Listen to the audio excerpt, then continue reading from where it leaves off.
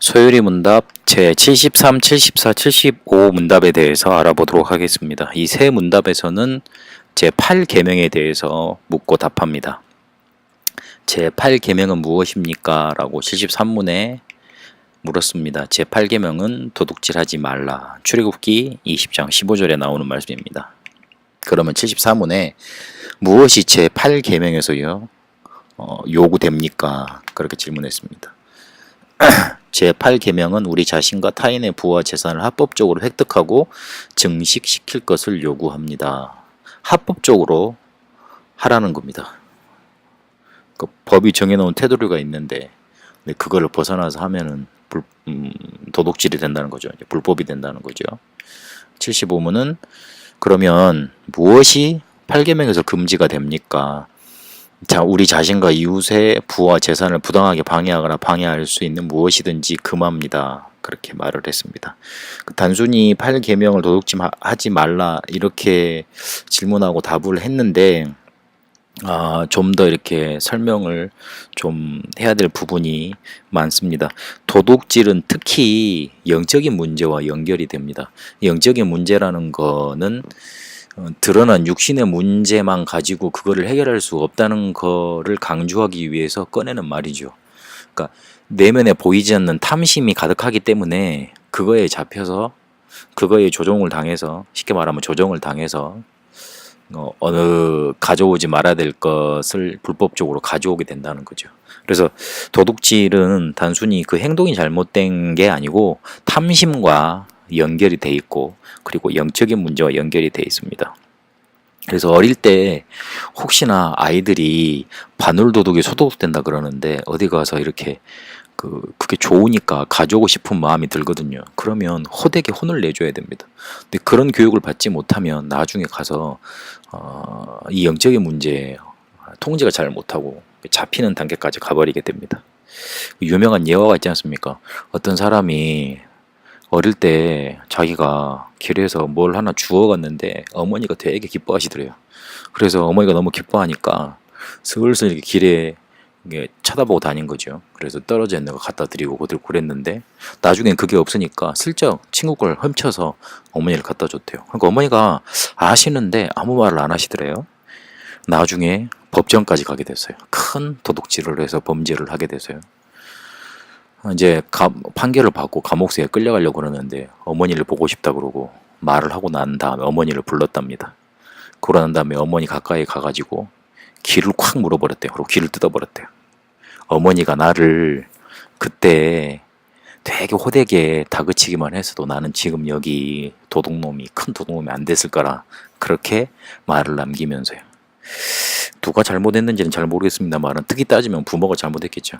그래서 창세기 3장 1절에서 5절까지 보니까 사단이 하나님처럼 될 수 있다고 인간의 탐심을 건든 게 바로 이 도둑질하고 연결이 됩니다. 그래서 조금이라도 아이들한테 이런 게 온다 그러면 호되게 말을 해가지고 이 영적인 문제에 걸리지 않도록 도와줘야 됩니다. 마태복음 4장에도 사단은 예수님한테도 내가 나에게 잘해라 그러면 모든 것을 다 주겠다 그래가지고 인간의 근본적인 탐심을 건드립니다. 열왕기하 5장에 보면 아람 나라 장군인 나아만이 문둥병이 걸려서 그걸 치유받으려고 여종의 말을 듣고 엘리사한테 찾아오죠. 그러니까 그 엘리사가 쳐다보지도 않고 앞에서 이렇게 문전박대를 하잖아요. 그런데 강가에 가서 7번 왔다 갔다 씻으라 그 말만 남겨놓고 말지 않습니까? 근데 그대로 했다가 실제로 나와버렸어요. 너무 기쁘니까 살해를 하고 싶잖아요. 그래가지고 살해를 하려고 그러는데 엘리사가 안 받으니까 돌아가는데 그때 게하시가 그걸 보고 탐심이 들어서 탐합니다. 근데 그걸 모르겠습니까? 그 들켜가지고 게하시가 그 문둥병을 그대로 받는 일이 일어납니다. 그만큼 이 탐심이라는 건 잘하게 돼 있고 눈에 보이지 않는 영적인 문제이기 때문에 사단한테 잡히게 돼 있습니다. 그래서 자꾸만 이거를 가만히 놔두면 정신질환으로 발전이 됩니다. 그러니까 정신병으로 발전이 됩니다. 그러니까 정신질환이 됐다는 건 이미 습관이 됐다는 말이잖아요. 고치기 힘이 들어집니다. 습관이 돼버리면. 그리고 재미를 점점 느끼게 됩니다. 이게 스릴이 있거든요. 그 여자분들 제가 이야기를 저는 전에 들은 건데, 혹시나 특별한 날이 되면 그렇게 이렇게 뭔가를 훔치고 싶고 그런 쾌감을 느끼고 싶답니다. 그래가지고 옷 상가에 가가지고 지불 안 하고 그냥 슬쩍 훔쳐 나오는 거죠. 근데 그게 재미를 느끼고 뭔가 쾌락을 느끼는 거예요. 그러니까 안 하면 안 되는 수준까지 가버리는 거예요. 자꾸 발전을 하다가. 그런 다음에 어떻게 되냐면 결국은 정신 문제까지 발전이 되게 됩니다. 그래서 통제 안 되는 단계까지 이르게 됩니다. 그러니까 뭐 교도소에 가 보면 전과 해가지고 많이 붙는데, 이게 어느 순간에 보면 통제 안 되는 단계까지 딱 잡힌 거예요. 결국은 어떻게 되느냐, 사단의 노예가 돼서 큰 범죄를 하는 단계까지 가버리게 됩니다. 결국 괜찮다 하면서 사람들을 사기치잖아요. 그리고 몰래 와서 가지고 오는 일들로 이렇게 자꾸 발전이 됩니다. 결국에는요, 강제로 강간하고 뭐 살인하고 때리고 막 그래서 뺏어오는 강도까지 이렇게 발전하게 됩니다. 그래서 도둑질이라는 거 결국은 따지고 보면 이 사단의 노예가 된 게 맞다면, 정신질환 병이 맞다면, 영적인 문제 속에서 발전이 된 것이라면 복음 밖에는 치유할 수 있는 방법이 없습니다. 그래서 어릴 때부터 조금 이게 틈타 올 때 강제로 잡아줘야 되고, 이유에 대해서 말을 해야 되고, 그리고 조금 무섭게 부모들이 말을 해줘야 됩니다. 나라에서도 법이 그렇게 강하지 않는 것 같아요. 특히 막 이렇게 부녀자들 협박하고 돈 뺏고 강간하고 살인하고 어린 애들한테 뭐 추행하고 이런 것들 형량을 많이 해야 되죠. 그래야 이 사람들한테 이거 해도 괜찮구나, 별 조금만 살다만 나오면 되겠구나, 이런 마음이 어느 순간에 은연도 들어가 있는 것 같아요. 그러니까 이게 법 가지고 통제가 안 되죠. 그래서 조금 이런 영적인 부분을 안다면 사람이란 건 이 영적인 부분이 계속 자라고 발전하거든요.